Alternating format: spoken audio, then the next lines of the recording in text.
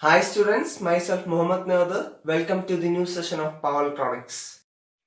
In this session, we'll have a discussion on the topic three-phase controlled rectifiers. In the previous sessions, we have already covered single-phase control rectifiers in which half-wave control rectifier will give an output voltage of a single pulse for one complete cycle, whereas full-wave control rectifier will give an output voltage of two pulses for one complete cycle. Similarly, in three-phase control rectifiers also have different configurations on the basis of number of output pulses given per one cycle. Here, three-phase control converters can be mainly of three types: 3 pulse converters, 6 pulse converters, 12 pulse converters, whereas 3 pulse or 6 pulse and 12 pulse shows that they give 3 pulses per one complete cycle for 3 pulse converters, whereas 6 pulse converters will give an output voltage of 6 pulses per one complete cycle, whereas 12 pulse converter will give an output voltage of 12 pulses per one complete cycle. In this session, we will have a discussion on the 3 pulse converters, or the other name of this configuration is three-phase half-wave controlled rectifier, and we will have a discussion on a three-phase half-wave controlled rectifier with resistive load. It is a circuit for three-phase half-wave controlled converter with resistive load. The other names of these converters are three-phase M3 converter with resistive load or three-phase 3-pulse converter. Here, a three-phase delta to star transformer is used to power the converter circuit, whereas a resistive load is connected to the converter. As we know, three-phase system has three-phase voltages in which each voltage has a phase difference of 120 degree each other. So here, if I take VA as the reference phase voltage, here the load is connected between the phase and the neutral, and we have three thyristors T1, T2 and T3, each thyristor connected to each phase, and the voltage across my resistive load is V0, that is our output voltage, and current through the resistor is I0, is the output current. And if I take the voltage across my phase A, VA, as my reference voltage and is named as VA, then in three-phase system, each phase have a phase difference of 120 degree. So if it is the waveform of VA, my VB should start after 120 degree. As we know, this is 180 degree, and dividing this 180 degree into 3, this is 60 degree, 60 degree, 60 degree. Then if I want to start my VB, it should start from 120 degree. And let us use another color for VB. And as we know, VB starts from 120 degree, and let us draw VB. This sinusoidal waveform, and it should first cover 180 degree, 60, 60, 60. So you should draw the three-phase waveform in this manner so that you won't get wrong in between these figures. So this is VB. Okay, now let us complete VB. 60, 60, 60, that means 180 degree. Complete the VB waveform. Okay, and it should be ending like this. Similarly, here this is 60 degree and this is 60 degree, this is only 120 degree. So here it may be 90 degree and the waveform of VB will be completed like this. And we want to draw the waveform of VC.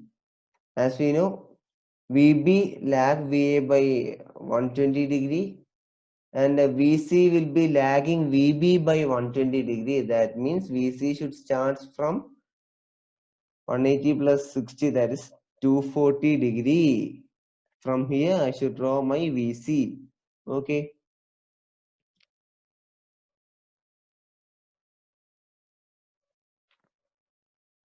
And next half cycle, from here this 60 plus 60, it's only 120 degrees. So here it will be 90 degree and this is the waveform for VC and complete the waveform. 60, 60, 60, that means 180 degree. Complete the waveform for VC. Okay. And from here, like this. I think now you understood how to draw the three-phase waveform. Uh, First, consider any one phase as a reference one. We consider VA as a reference waveform, and from then on, draw each waveform, that is VB, which is 120 degree lagging from VA from this point, that is from 120 degree from reference point 0. And from here we draw VB, and from VB 120 degree lagging, that is at 240 degree my VC has to be started. So from 240 degree draw VC and complete the waveform for each phase. Now we have a three-phase supply from the delta to star transformer, and the voltage shown in this figure is line to neutral source voltage, that is phase voltage. And now come back to our circuit diagram. In this circuit, if I want to trigger my thyristor, I should make sure that the thyristor I want to trigger is having positive voltage or it is under forward blocking mode. In order to bring my thyristor under forward blocking mode, just see which voltage across the thyristor is greater. For T1 to be under forward blocking mode, VA should be greater than VB and VC. Similarly, for making T2 under forward blocking mode, VB should be greater than VA and VC. Similarly, for T3 to be in the forward blocking mode, VC should be greater than VB and VA. Only if my thyristor is in forward blocking mode, I can trigger my thyristor. So, let us look the waveform for Vs.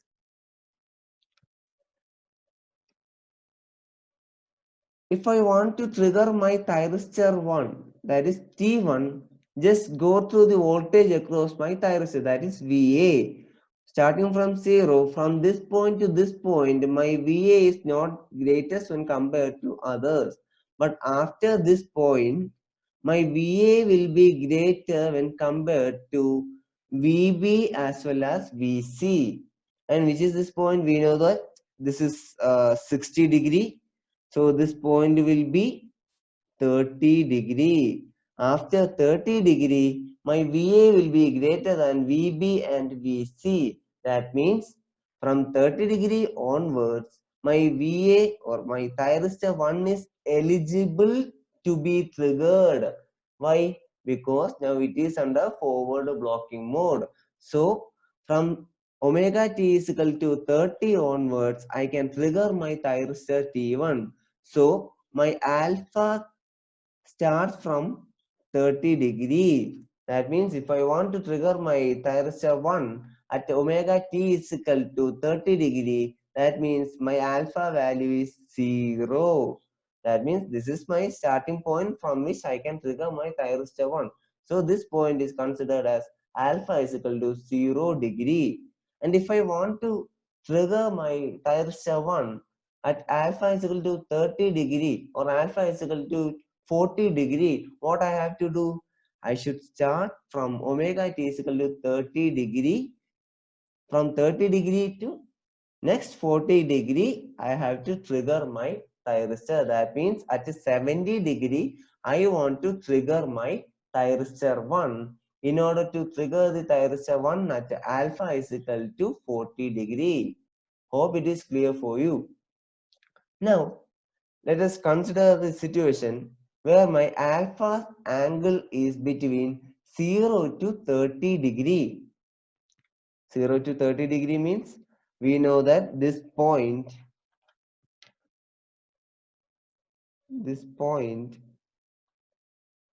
is 30 degree. From this point, I should take an alpha which is having a value between 0 to 30 degree. So if I take a value in between 30 degree to 60 degree, that means my alpha will be between 0 to 30 degree. So let us take an point randomly. Let it be at alpha is equal to 15 degree and draw a line like this. So my T1 is triggered at alpha is equal to 15 degree. That means omega t is equal to 45 degree. Draw a line downwards so that I get a point where my T1 is triggered. Okay, for alpha less than 30 degree. Here my T1 is triggered. What happens when T1 is triggered? My V0 output voltage will take the path of input voltage applied to the T1. Why? Because when my T1 starts triggered or when my T1 starts conducting, my current will be flowing through phase A through T1. T1 is now acting as short circuited switch. So from T1 it will be flowing through R and it will be returning back to neutral point. So whatever be the voltage applied to my thyristor will come across my V0 when my thyristor 1 is triggered. So at this point my thyristor is triggered. Okay, my thyristor is triggered from this point, and we know that at this point my thyristor 2 is having higher voltage when compared to other thyristors. That is, my VB has become greater when compared to VA and VC. So VB is applied across T2. So from this point onwards, which is this point,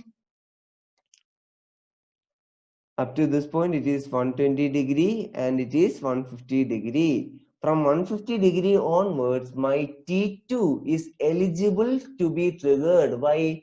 VB has become greater than VA and VC, so that my T2 will be in the forward blocking mode after 150 degree. Hope it is clear for you. And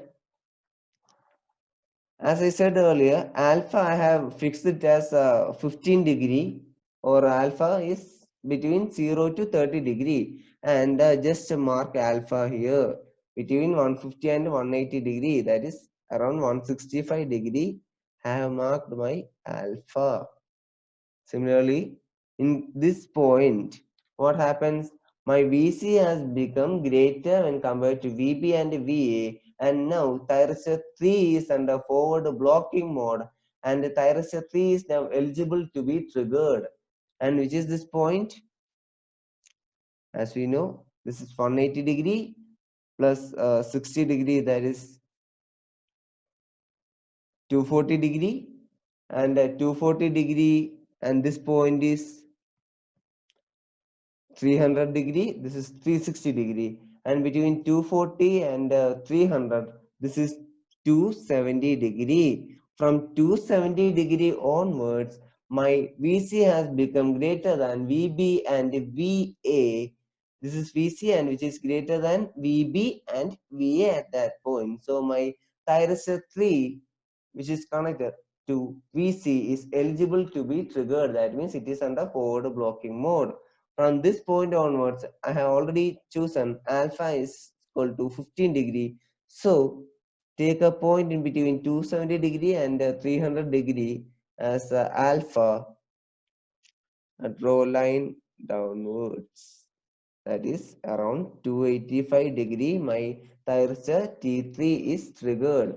Similarly here also again repetition. VA has become greater than when compared to others at this point, and thyristor T1 will be triggered at alpha is equal to 15 degree from that point. Okay, draw a line downward. Okay, this process will be repeating. And now let us look for each case. As I said earlier, this is the point where my T1 is triggered. Okay, and T1 has been triggered, and up to which point T1 will be conducting? Up to the point where my T2 starts conducting. As we know, T1 was initially triggered at alpha is equal to 15 degree or omega t is equal to 45 degree. My T1 is triggered and it will be conducting until my T2 has been triggered. My T2 is triggered at which point?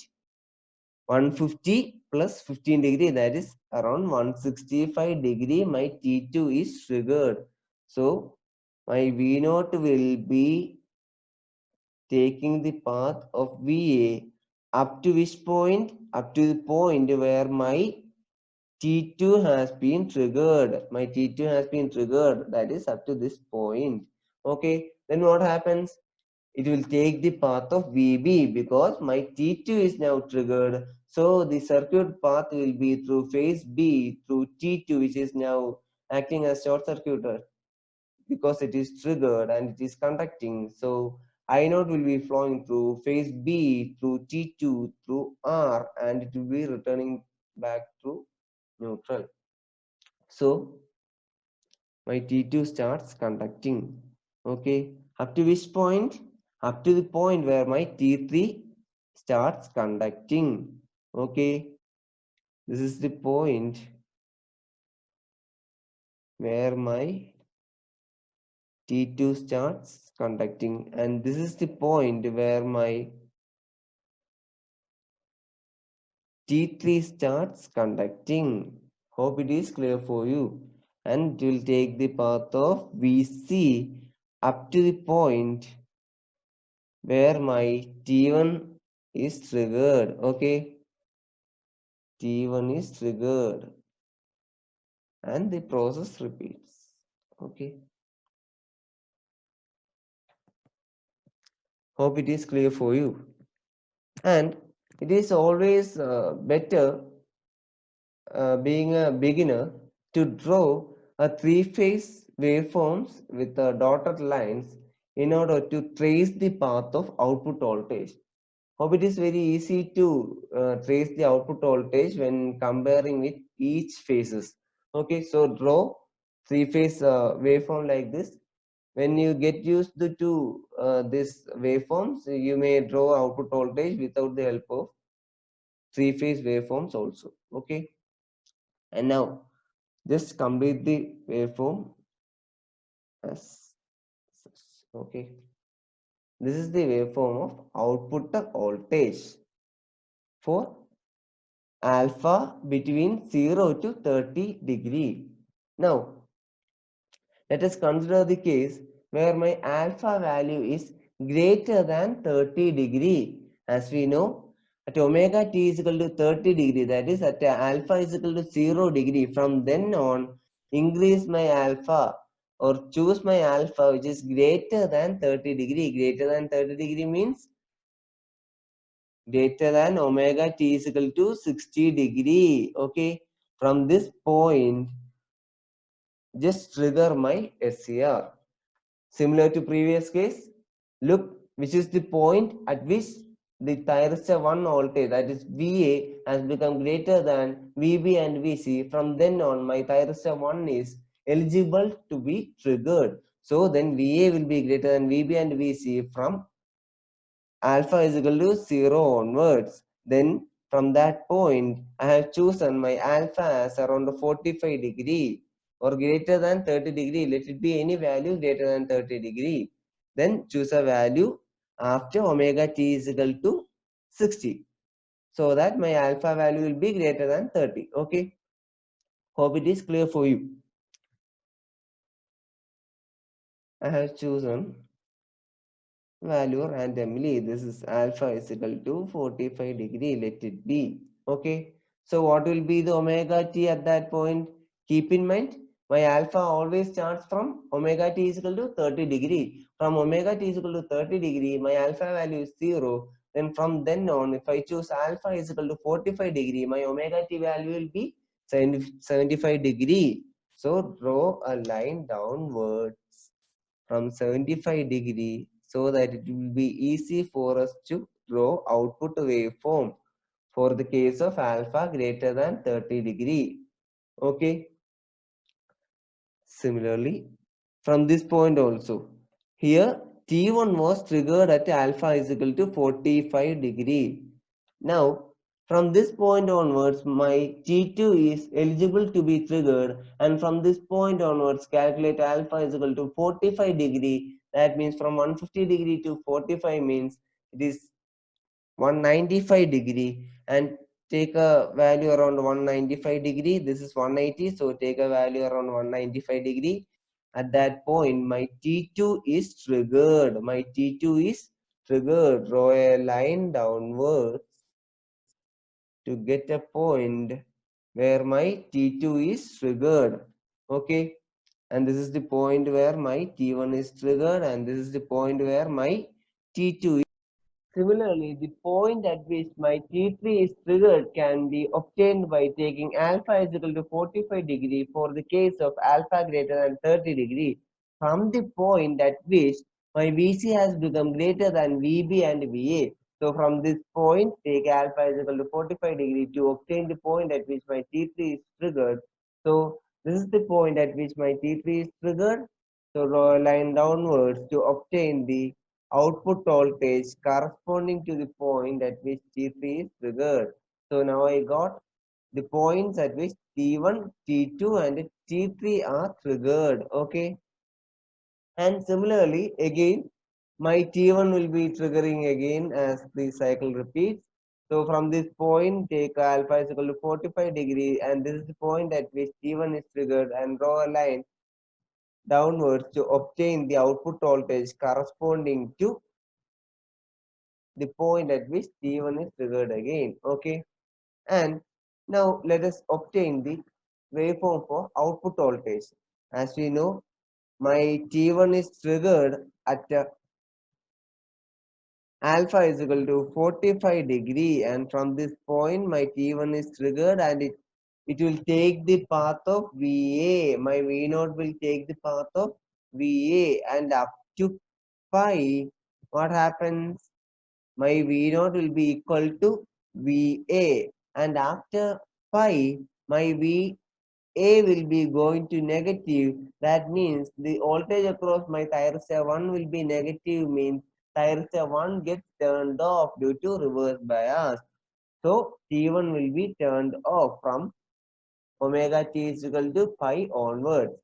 From pi onwards, then just look to each thyristor. T1 will be in off position due to reverse bias voltage, and the T3 is already in off position. And what about T2? T2 is under forward blocking mode, but it is not triggered. It is triggered only at this point. And from pi to this point, my thyristor 2 will be off, and up to at this point T2 is triggered, and V0 will be taking the value of VB. V0 will take the value of VB, and from this point up to 300 degree, V0 will be equal to VB.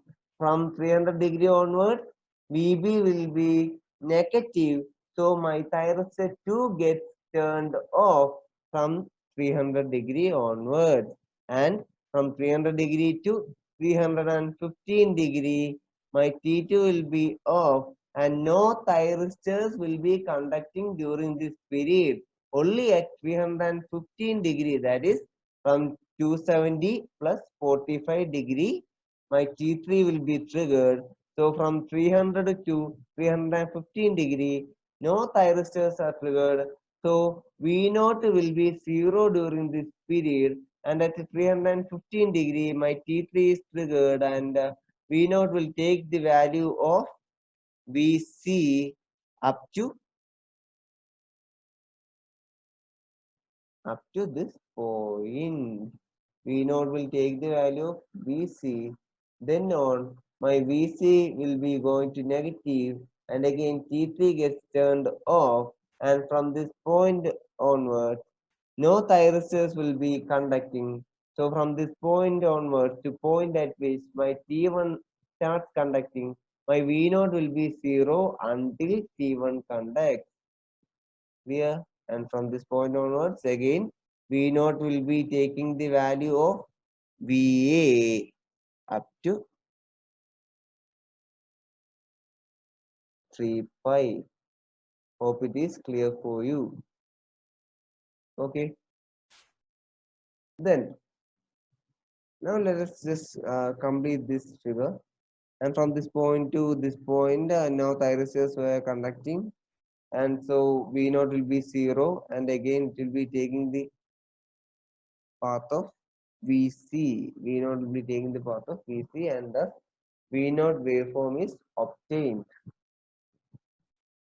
Since the load connected resistor, the I naught and V naught will be in phase. So the waveform we obtained for V naught will be same as that of I naught. So this V naught waveform is same as I naught. So this is the same for I naught, only difference is shape is same, but the magnitude will be different.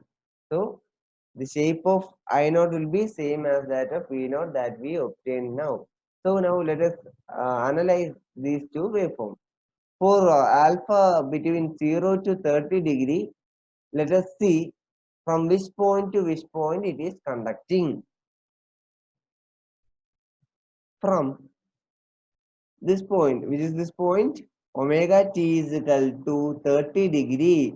That point is alpha is equal to 0. From omega t is equal to 30 degree to a point at which my T1 is triggered, that is alpha. So what is the point at which my thyristor 1 is triggered? Thyristor 1 is triggered at the point alpha plus 30 degree, that is 30 degree plus alpha, alpha plus pi by 6. From alpha plus pi by 6 to which point my thyristor 1 is triggered? Or we will get a V naught as output from this point, that is alpha plus 30 degree to this point, which is this point 150 degree plus alpha. So my T1 will be conducting from alpha plus 30 degree to 150 plus alpha. Hope it is clear for you. Similarly, for the case of alpha greater than 30 degree, my thyristor 1 is triggered at omega t is equal to 30 degree plus alpha. This is the point at which my T1 is triggered, that is omega t is equal to 30 degree plus alpha. Okay, from 30 degree plus alpha to which point my T1 is conducting? Up to pi. That means from pi to the point at which T2 is triggered, my output voltage will be 0. So we will have output voltage only from 30 plus alpha degree to pi. But what was the case in the case of alpha between 0 to 30 degree? I have a output voltage from 30 plus alpha degree to 150 degree plus alpha. Up to this point, I have a V naught alpha plus 30 degree to 150 plus alpha. I have V naught for the case of alpha between 0 to 30 degree, and for the case of alpha greater than 30 degree, V naught will be available only from 30 degree plus alpha to pi. Okay. And in both the cases, what is the time period of the V naught waveform? Time period will be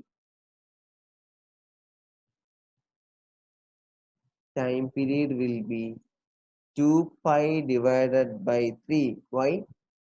For a single cycle from this point to this point, how many pulses we have? 1, 2, 3.